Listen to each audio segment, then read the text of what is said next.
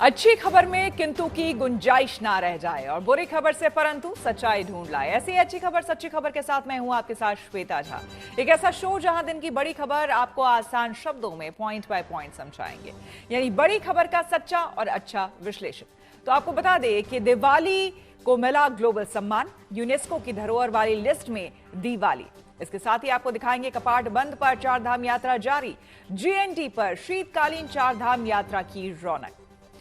Cancer हुआ तो मिला कंपनी का टर्मिनेशन लेटर, जानिए गंभीर बीमारियों पर क्या कहता है रोजगार कानून। तमाम खबरें होंगी।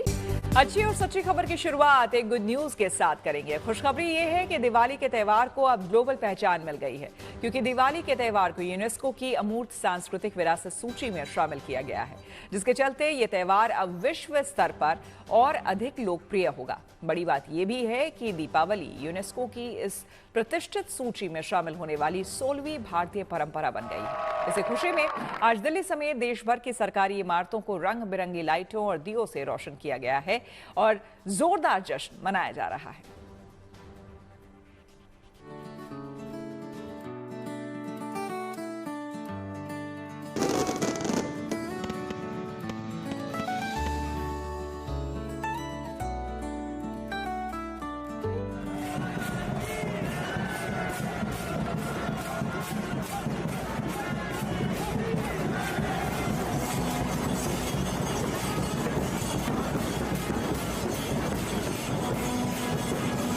As adopted. यूनेस्को ने जैसे ही दीपावली को अमूर्त धरोहर घोषित किया, पूरा हॉल तालियों की गड़गड़ाहट, भारत माता की जय और राजा रामचंद्र की जय के उद्घोष से गूंज उठा। भारत माता की, रामचंद्र भगवान की। हर तरफ तिरंगा लहराने लगा, ढोल बज उठे और कलाकार भी खुशी में झूम उठे। ये वो ऐतिहासिक लम्हा था जब हिंदुस्तान के सबसे बड़े त्योहारों में से एक दीपावली को ग्लोबल पहचान मिली। I therefore declare decision 20.com 7B24 as adopted.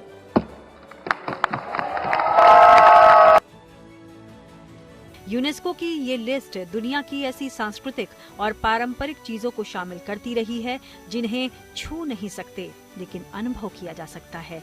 इसे अमूर्त विश्व धरोहर कहा जाता है, जिसमें अब दीपावली का नाम भी शामिल हो गया है। I see no objection. I therefore declare decision 20.com 7B24 as adopted.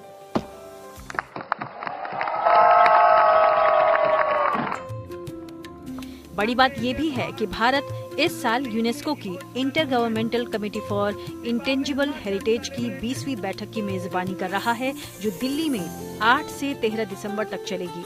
Bharat सरकार ने मार्च 2024 में दीपावली को अमूर्त सांस्कृतिक विरासत की लिस्ट में शामिल करने का प्रस्ताव यूनेस्को को भेजा था, जिस पर दिल्ली में चल रही इसी बैठक में फैसला लिया गया। इस पर प्रधानमंत्री नरेंद्र मोदी ने खुशी जाहिर की है और उन्होंने सोशल मीडिया एक्स पर पोस्ट करते हुए लिखा, हमारे लिए दिवाली संस्कृति और प्रकृति से जुड़ी है। ये हमारी सभ्यता की आत्मा है। ये ज्ञान और धर्म का प्रतीक है। दीपावली को यूनेस्को की अमूर्त विरासत सूची में शामिल किए जाने से इस त्योहार की वैश्विक लोकप्रियता में और भी वृद्धि होगी। प्रभु श्री राम के आदर्श हमें शाश्वत रूप से मार्गदर्शन करते रहें। वहीं इस बारे में केंद्रीय संस्कृति मंत्री गजेंद्र सिंह शेखावत ने कहा कि दीपावली भारतीयों के लिए बेहद भावनात्मक त्योहार है, जिसे पीढ़ियों से मनाया जा रहा है।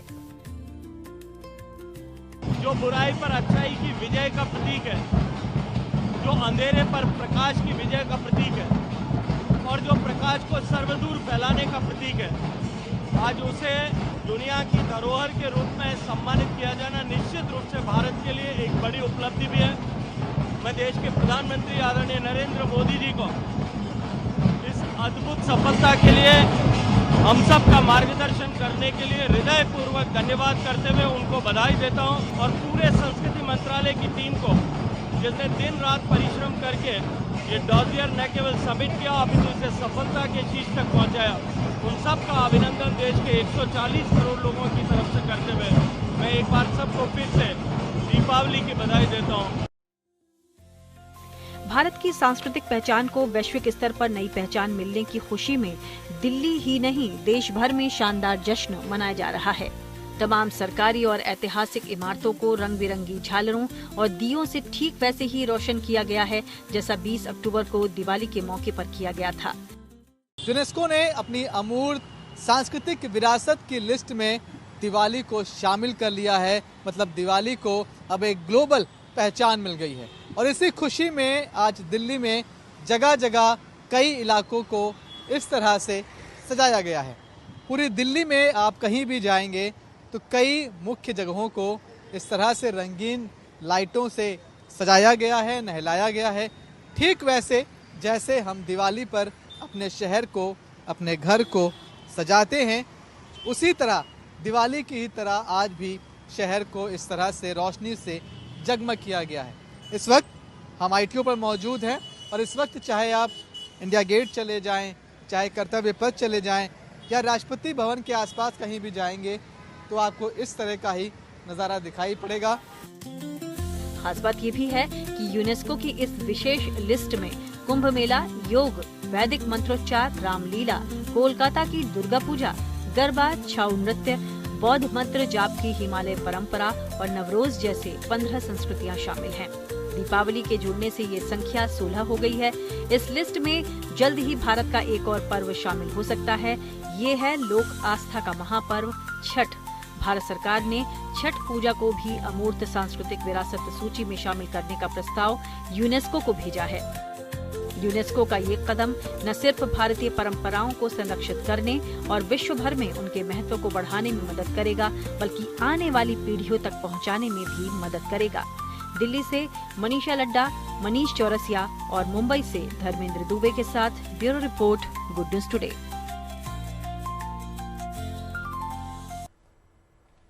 और अगली अच्छी खबर देवभूमि उत्तराखंड से, जहां 4 धामों के कपाट बंद होने के बाद शीतकालीन 4 धाम यात्रा चल रही है, जिसमें बड़ी संख्या में लोग देश और विदेश से पहुंच रहे हैं। परंपरा के मुताबिक ज्योतिषपीठ के शंकराचार्य स्वामी अविमुक्तेश्वरानंद सरस्वती भी शीतकालीन 4 धाम यात्रा के लिए शीतकालीन गद्दी स्थलों पर पहुंचे और आराध्यों की पूजा अर्चना की। इस शीतकालीन 4 धाम यात्रा पर आने वाले तीर्थ यात्रियों को कोई परेशानी ना हो, इसके लिए राज्य सरकार की ओर से खास तैयारी की गई है।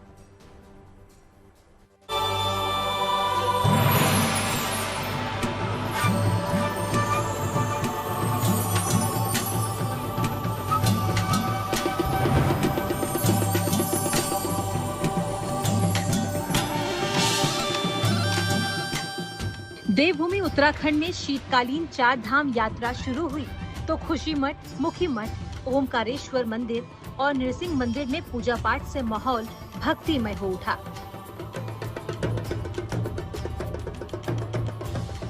और श्रद्धालुओं से गुलजार हो उठे देवी देवताओं के ये शीतकालीन गद्दी स्थल, जहां दर्शन और पूजन के लिए दूर दूर से लोग पहुंच रहे हैं। आस्था और भक्ति के इस माहौल में शंकराचार्य स्वामी अविमुक्तेश्वरानंद सरस्वती भी करीब 150 श्रद्धालुओं के जत्थे के साथ शीतकालीन 4 धाम यात्रा पर पहुंचे। सबसे पहले वो मां यमुना के शीतकालीन गद्दी स्थल खुशी मठ पहुंचे, जहां तीर्थ पुरोहितों, पुजारियों और स्थानीय लोगों ने उनका भव्य स्वागत किया।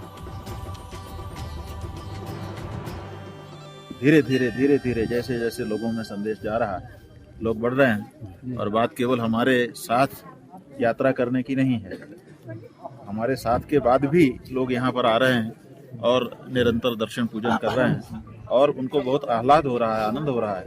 लौट करके बता रहे हैं कि हम गए और इस यात्रा में हमको आध्यात्मिक आनंद की अनुभूतियां हुई।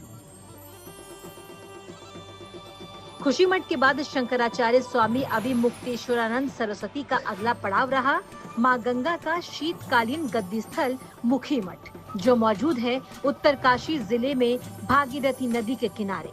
जहां सर्दियों के दौरान श्रद्धालु मां गंगा के दर्शन पूजन के लिए पहुंच रहे हैं।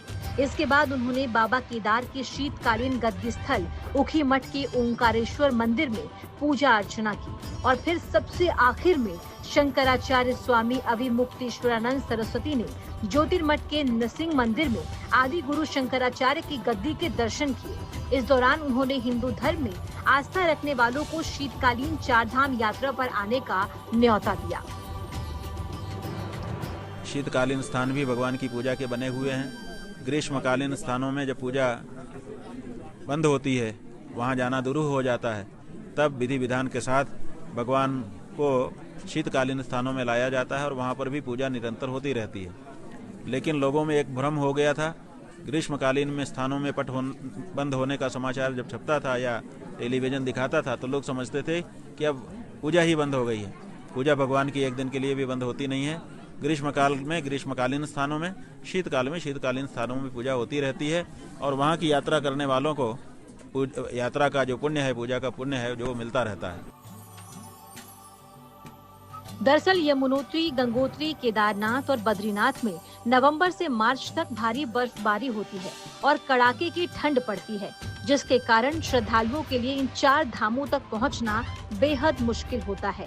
इसीलिए सभी देवताओं की पूजा निरंतर जारी रखने के लिए उन्हें उनके शीतकालीन गद्दी स्थलों पर लाया जाता है, जहां परंपरा के मुताबिक विधि विधान से पूजा अर्चना होती है। सरकार की ओर से भी शीतकालीन 4 धाम यात्रा के लिए विशेष इंतजाम किए गए हैं, ताकि सर्दियों के इस मौसम में तीर्थ यात्रियों को परेशानी न उठानी पड़े। इस बार शीतकालीन यात्रा की हमने पहले से ही तैयारियां प्रारंभ कर दी थी और उसके तहत हमने जो होटल एसोसिएशन है उनके लोगों से भी, सभी जिलाधिकारियों को भी बात करने के लिए कहा था कि वो भी अपनी तैयारियां करें। कुमाऊं मंडल विकास निगम, गढ़वाल मंडल विकास निगम, ये सब जो हमारे सरकारी गेस्ट हाउस हैं, उन सभी पर इस बार शीतकालीन यात्रा के लिए पहले से तैयारियां की गई हैं। जो सुविधाएं जो वहां पर हो सकती हैं, जिससे कि लोगों की यात्रा अच्छी हो, उनको किसी भी प्रकार की परेशानी का वहां सामना न करना पड़े। बिजली है, पानी है, वहां पर गर्म कपड़े हैं, हीटर हैं, गीजर हैं, वो सभी जो है पहले से ही देखने के लिए और गेस्ट हाउसों को दुरुस्त करने के लिए कहा है। देवभूमि की इस शीतकालीन 4 धाम यात्रा से उत्तराखंड के धार्मिक पर्यटन को और रफ्तार मिली है, जो साल दर साल बढ़ती जा रही है। चमोली से कमल नयन सिलोड़ी और उत्तरकाशी से ओंकार Bahuguna, good news today.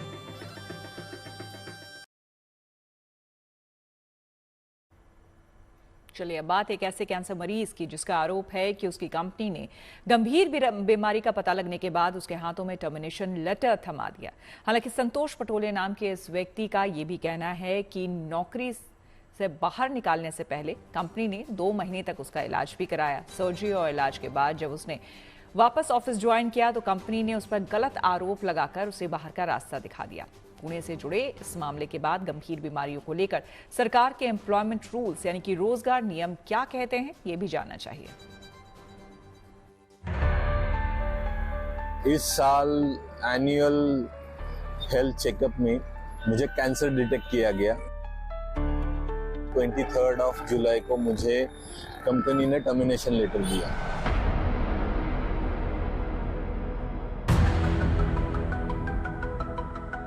Pune की एक सड़क पर इंसाफ की मांग करते इस व्यक्ति का नाम संतोष पाटोले है।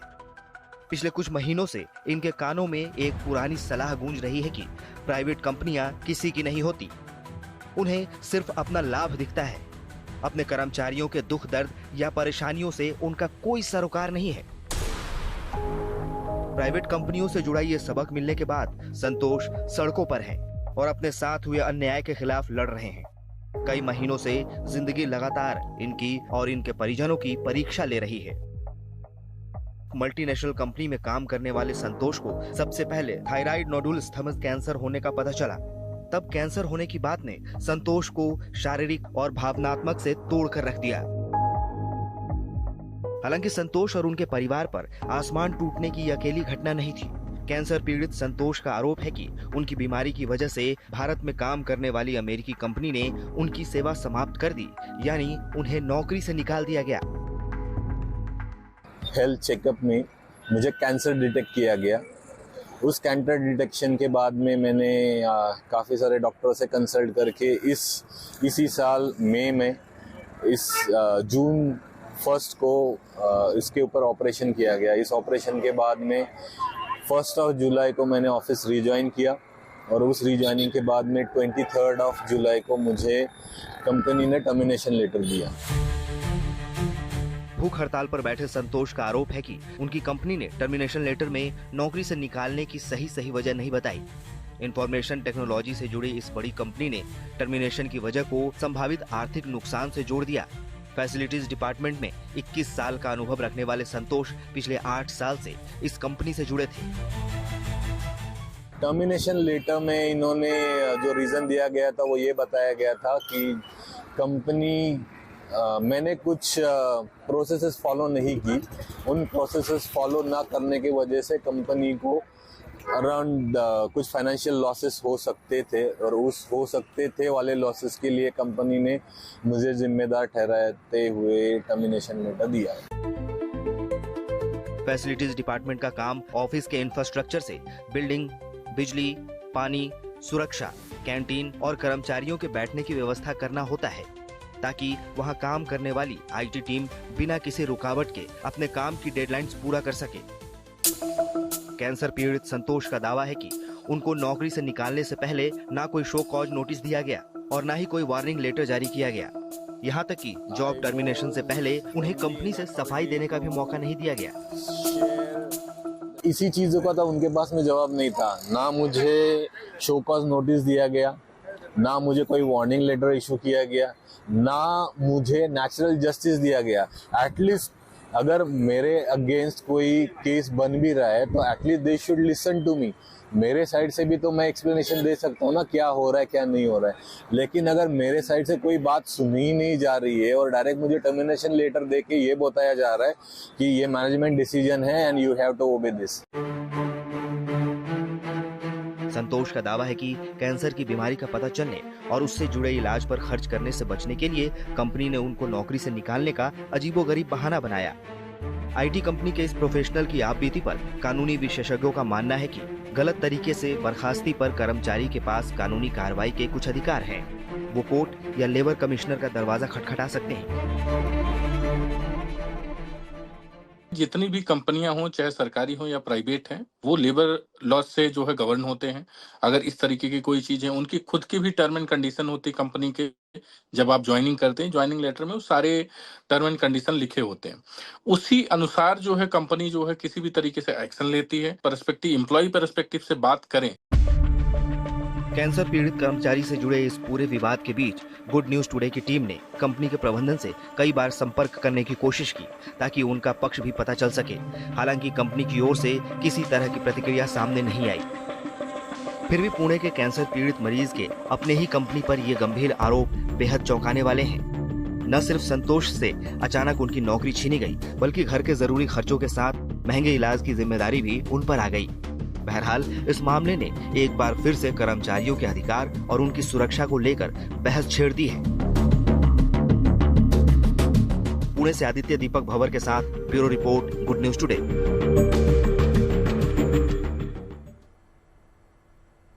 और अब बात फिल्मों के सफर की। धुरंधर की रिलीज के बाद हर तरफ चर्चा बस अक्षय खन्ना की हो रही है। दर्शक से लेकर क्रिटिक्स तक हर कोई अक्षय के निभाए किरदार रहमान डकैत की बात कर रहा है। इस बीच अक्षय खन्ना ने अपने फैंस को शुक्राचार्य के रूप में एक और सरप्राइज दिया है। मंगलवार को अक्षय खन्ना की अपकमिंग तेलुगु फिल्म महाकाली से उनका फर्स्ट लुक जारी हुआ है और इसके साथ ही अक्षय खन्ना नए लुक की वजह से फिर से सुर्खियों में आ गए हैं।